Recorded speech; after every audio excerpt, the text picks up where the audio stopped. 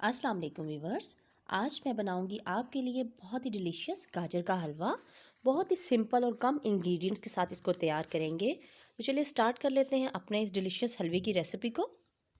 यहाँ पे मैंने ली है गाजर और इसको मैंने अच्छी तरह से गाजरों को वॉश किया। वॉश करने के बाद उसे छील के और उसको ग्रेटर की मदद से उसको अच्छा सा कद्दूकश कर लिया है। तकरीबन ये 3.5 kg के करीब गाजरें होंगी। इनको मैंने कद्दूकश कर लिया है और अब मैंने इसको नीचे से फ्लेम को भी मैंने ऑन कर दिया है। अब इसको उस वक्त तक पकाना है तकरीबन जब तक इसका 50% पानी जो है, जो गाजर का जूस है, वो तकरीबन खुश्क ना हो जाए। और 50% जब इसका पानी खुश्क हो जाएगा उसके बाद मैं आपको दिखाऊंगी हमने क्या करना है। यहाँ देखिए तकरीबन मैंने 30 मिनट्स के बाद मैंने ढक्कन उठाया और गाजरें जो हैं वो बिल्कुल सॉफ्ट हो गई हैं और इनका पानी भी, जो इनका जूस है, वो रिलीज़ होना शुरू हो गया है। ये देखें। तो अभी आपने फ्लेम को बढ़ाना नहीं है, बल्कि इसी स्टेज में गाजर का जूस जैसे ही निकलना शुरू होगा और गाजरों का पानी जिसे हम कहते हैं, तो इसी स्टेज में मैं इसमें शामिल करूँगी ये 1.5 कप चीनी। और आप फ्लेम को मीडियम रखेंगे और आपने चम्मच चलाते रहना है ताकि जो गाजर का जूस है और चीनी का एक कॉम्बिनेशन जो मीठा है गाजर के जूस के साथ, वो बहुत ही मज़े का गाजर में उसका फ्लेवर अच्छा सा डेवलप हो। ठीक है। और यहाँ पे मुसलसल चम्मच चलाएंगे और उसके बाद क्या करना है मैं आपको दिखाती हूँ। चीनी डालने के बाद बस आपने फ्लेम को मीडियम रखना है और इसमें मुसलसल चम्मच चलाते रहना है। मीठा आप जितना चाहें उतना एज रिक्वायर्ड शामिल कर सकते हैं। कुछ लोग कम मीठा पसंद करते हैं, कुछ लोग ज़्यादा।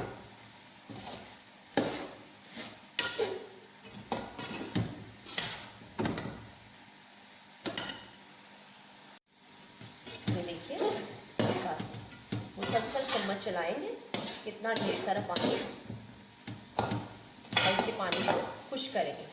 जिस वक्त शुरू में हमने गाजरों को रखा था उस वक्त हमने टारगेट इसका पानी खुश करने की तरफ नहीं लेके जाना। बिल्कुल स्टार्ट में जब हमने गाजर चढ़ाई थी चूल्हे के ऊपर, तो उस वक्त हमने सिर्फ गाजरों को सॉफ्ट करना था। लेकिन चीनी डालने के बाद जैसे ही गाजरों का पानी ये रिलीज़ होना शुरू हुआ, हमने चीनी शामिल की और अब इसका पानी जो है हमने खुश करना है। गाजर का जूस और चीनी का कॉम्बिनेशन जो है ना, इसके साथ पकते हुए हमने इसको खुश करना है, पकाते हुए खुश करना है बिल्कुल पानी। जहाँ देखें तकरीबन 95% के करीब इसका पानी जो है वो खुश्क हो चुका है।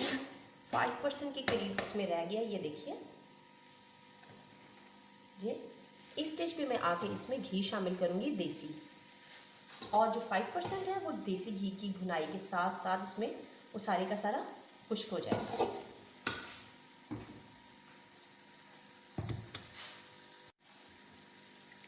घी शामिल करेंगे।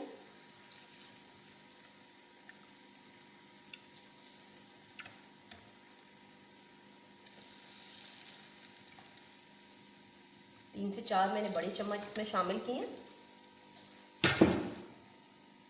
और अब इसके साथ जो 5% वाटर रह गया इसके अंदर गाजर का, वो हम खुश करेंगे भुनाई करते हुए।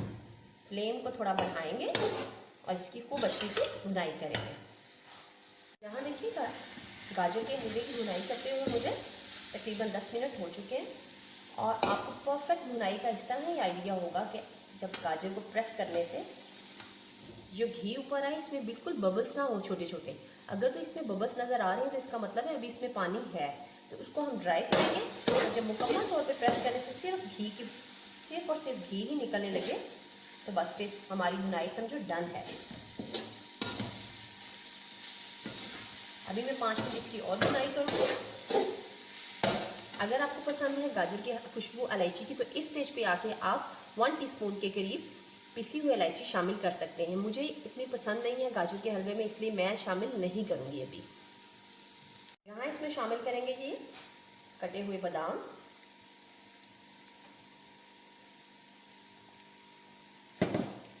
हलवे की भुनाई मुकम्मल हो चुकी है। ये देखें किनारों में बिल्कुल घी छोड़ दिया है। ये देखें बहुत अच्छी सी। अब जाएगा इसमें फाइनल इंग्रेडिएंट, वो है मेरे पास ये 800 ग्राम्स के करीब है खोया। ये इसमें शामिल करेंगे।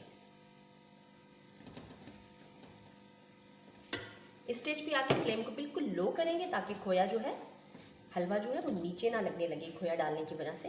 और बिल्कुल अच्छी तरह से इसको लो फ्लेम पे ही मिक्स करेंगे।